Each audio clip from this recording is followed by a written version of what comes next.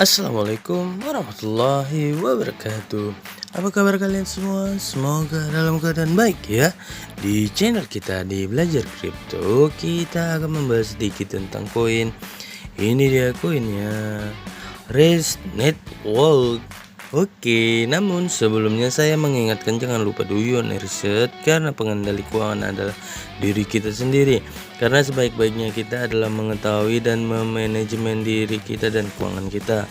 Nah, jangan menggunakan uang yang digunakan untuk sehari-hari dan uangnya ngutang. Jangan ya, karena ini sifatnya investasi. Nah, pakailah uang yang tidak digunakan 1-5 tahun ke depan agar tidak ada penyesalan atau ketika dia turun Anda langsung cut loss karena uangnya lagi butuh. Oke. Nah, jangan terikut FOMO dan fooder. Oke, nah ini dia Race Network ya. Membangun middleware privasi multi-chain untuk DeFi dan Web3. Nah, dia multi-chain ya untuk Web3 dan DeFi. Nah, ini ada white papernya, Anda bisa lihat sendiri nanti. Nah, apa itu jaringan Race katanya? Nah, ini dia ya, menghubungkan lah gitu kan ke Ethereum, Binance dan lain sebagainya. Race Network adalah protokol privasi lintas rantai berbasis substrates katanya untuk ekosistem Polkadot. Nah, dia jaringannya Polkadot ya, untuk ekosistem dari Polkadot. Nah, itu dibangun sebagai lapisan privasi asli yang dapat memberikan anonimitas ujung ke ujung untuk seluruh tumpukan DeFi dan Web3 katanya.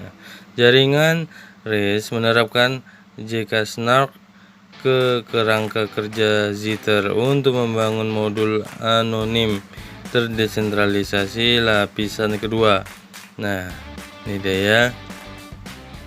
Ini kemudian akan diimpor sebagai kontrak pintar berbasis substrates katanya, substrates. Nah, tujuan Race adalah untuk mengaktifkan sistem pembayaran dan perdagangan lintas rantai yang menjaga privasi sekaligus melindungi transparansi aset dan perilaku Anda dari pengawasan katanya gitu. Nah, ini dia ya, bisa Anda lihat dia adalah substrate-nya, lapisannya produk. Nah, ini dia transaksi pribadi. Penggunaan dapat menggunakan Race untuk memberdayakan privasi transaksi on-chain antara penerima dan alamat tujuan dan mentransfer token apapun di antara blockchain manapun. Nah, wow, sangat gampang ya berarti ya. Jembatan DeFi rahasia.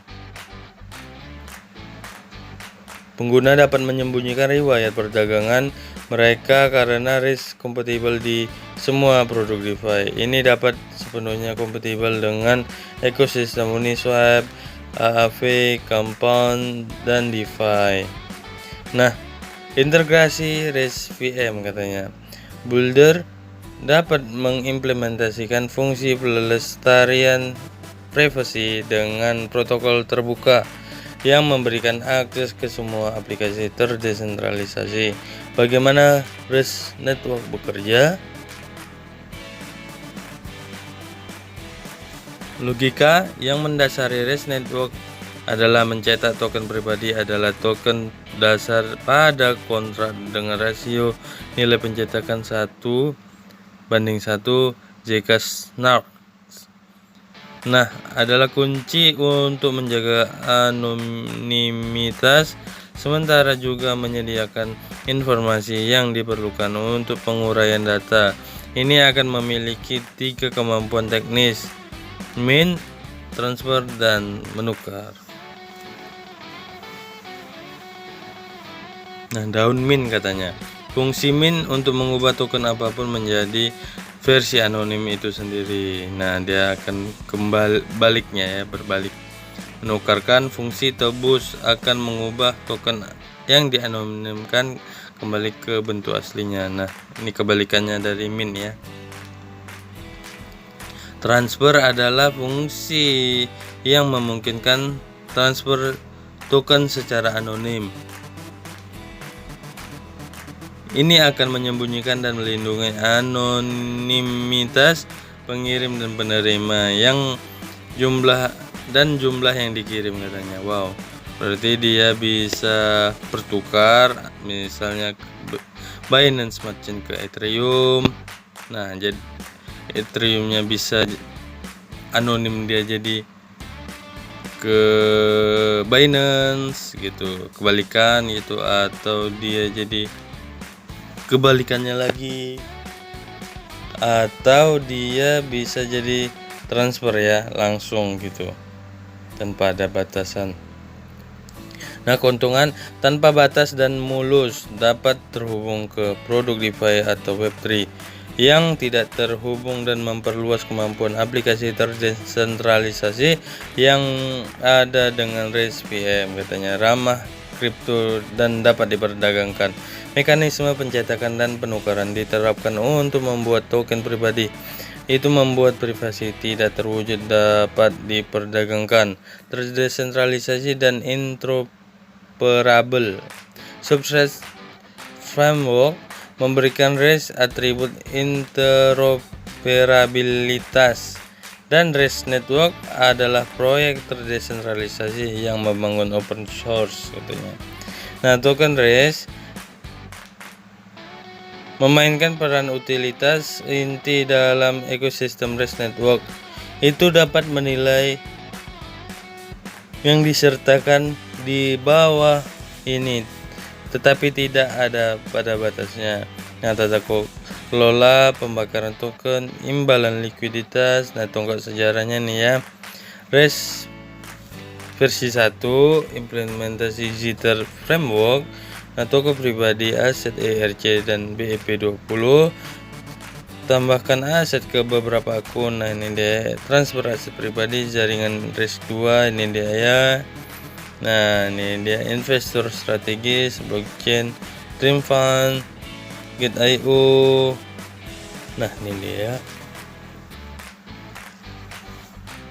Nah, ini mitra ekosistemnya, bisa Anda lihat sendiri. Pers medianya juga ada ya, yang meliput REST Network. Penafian disclaimer ya, maksudnya semua informasi di situs web atau saluran resmi lainnya diterbitkan untuk tujuan informasi saja dan hanya ditujukan untuk investor institusi dan investor individu yang canggih. Setiap layanan yang akan diberikan di masa depan akan tunduk pada ketentuan perjanjian hukum yang terkait dengannya. Tidak ada di situs ini yang harus ditafsirkan sebagai dukungan investasi oleh REST Network atau orang lain. REST Network adalah layanan terkaitnya tidak diberikan kepada individu manapun dari Amerika Serikat. Wow, ini dia ya. Dan Anda bisa kunjungi Telegramnya. Nah, ini Telegram resminya, bisa Anda kunjungi untuk mengetahui informasi terupdate-nya gitu.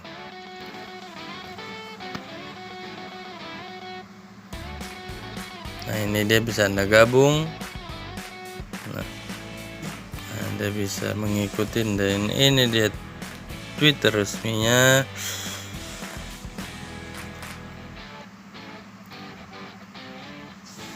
Nah, ini dia ya, REST Network. Anda bisa menghidupin notifikasi agar mendapatkan info-info terbaru dari REST Network ya. Kemudian, nah ini bisa Anda email ya. Nah, kalau kita lihat dari CoinMarketCap berapakah sih harganya gitu kan. Nah, ini dia ya, dia sudah diaudit oleh Certik loh gitu kan. Ini sudah diaudit oleh Certik. Kemudian jaringannya ada 2, Ethereum dan Binance ya. Nah, ini dia, bisa Anda lihat Etherscan-nya, BSC scan-nya juga ada. Kemudian kita lihat dari harga, berapakah harganya. Wow, cukup dalam ya. Dia mulai karir di 17.000, kemudian dam kemari, naik kemari. Wah, 1.000 ya, 1.000 harganya. Wow, cukup dalam. Semoga koin ini bisa menjadi alternatif, namun di riset dahulu ya, jangan sampai salah langkah dan salah arah. Jangan sampai gara-gara saya review Anda membelinya langsung tanpa Anda riset dan menyalahkan pribadinya atau diri saya ya. Jangan, itu tidak boleh. Nah, ini dia base case-nya dengan holder 2.925 holder, dan dia memiliki pasokan supply di 5.420.570 RIS ya. Nah, ini Etherscan-nya kita lihat berapakah dia holdernya. Nah, ini dia turun dia di 0,048 di 4.187 holder ya, dan dia memiliki 120 juta RIS. Nah, ini Anda harus riset-riset lagi, dan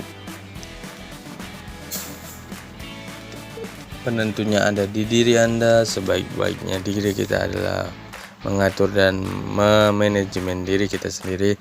Terima kasih. Jangan lupa do your own research, karena pengendali keuangan adalah diri kita sendiri. Terima kasih. Wassalamualaikum warahmatullahi wabarakatuh.